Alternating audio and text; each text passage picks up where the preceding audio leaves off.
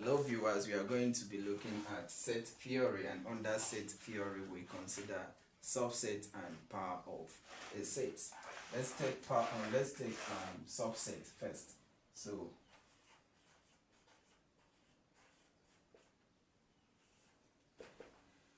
in order to define subset, we'll say that set A is said to be a subset of B if all the elements of set A are contained in set B. So what this implies is if you have set B to have so many elements and you also have set A to have elements, set A is said to be a subset of B if all the elements you have in A is contained in B. Let's take example 1. If we have set B to be equal to 1, 2, 3, 4, 5, 6, and then we have set A to be equal to 2, 4, 6, for instance, you can say that because if you look at set B, we have 1, 2, 3, 4, 5, 6, and then set A, we have 2, which is here in set B, we have 4, which is also here in set B, and we have 6, which is here in set B. So you can say that set A is a subset, this is the symbol, is a subset of set B. What it implies is that all the elements contained in A can also be found in set B. So this is how to represent it symbolically. Okay, let's look at power of a set. Or should we take a second example? Okay, second example under example 2 under subset. So if we have set, let's say if we have set C to be, we have set C to be A, B, C, D, and E. Okay, let's have D, E, and we have maybe F to be maybe A and B. We can say that set F is a subset of set B because all the elements you have in A, in set F rather, is contained in is a subset of C because all the elements you have in F is contained in set C. So let's look at power of a set. So we look at power of a set. Look at power of a set. Power of a set. And so what is power of a set? Power given if you are given a particular set, say set A, it means the power of set A is all the possible subsets of that set A, and it is represented symbolically as B into A, or you can say 2 raised to the power of n, where the n is the number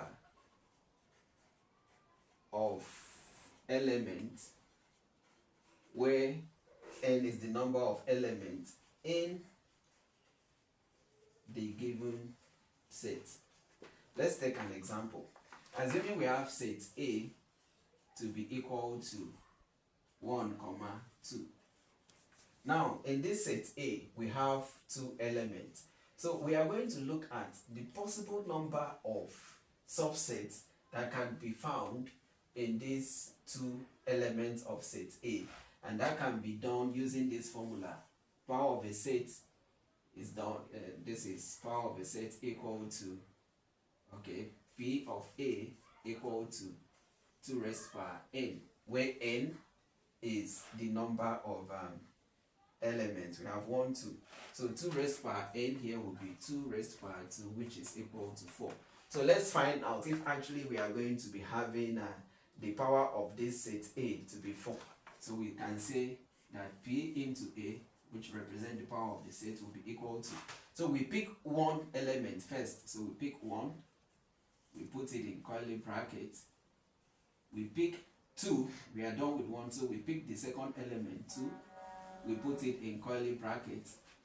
Now since we've picked 1 and 2, the next one that we have to pick will be 1 and 2 in the same bracket. So we have 1 comma 2 in the same bracket. And the rule is, when you are done picking all the elements, you now pick the empty set.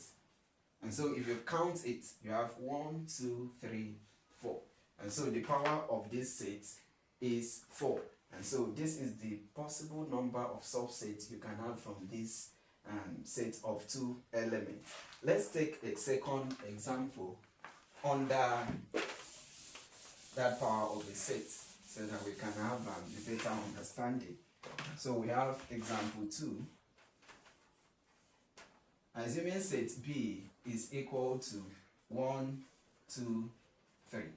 So if you look at it, we have 3 elements in set B, and so the formula will be 2 raised power n, which is the same thing as saying, okay, let's write it here, 2 raised power n, which is the same thing as saying 2 raised power 3, which will be equal to 8. The 3 here represents the number of elements, 1, 2, 3. And note, okay, let me use A, B, C, D, so that A, B, C.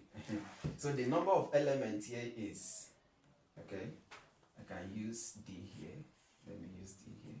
So the number of elements here is 1, 2, 3. So our n will be 3. So we have 2 raised power 3, which is equal to 8.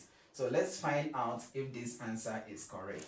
So we can now say that the power of our set, okay, set D, since we are dealing with this, so it will be D here, equal to, we pick the first value, which is A, put it in curly brackets.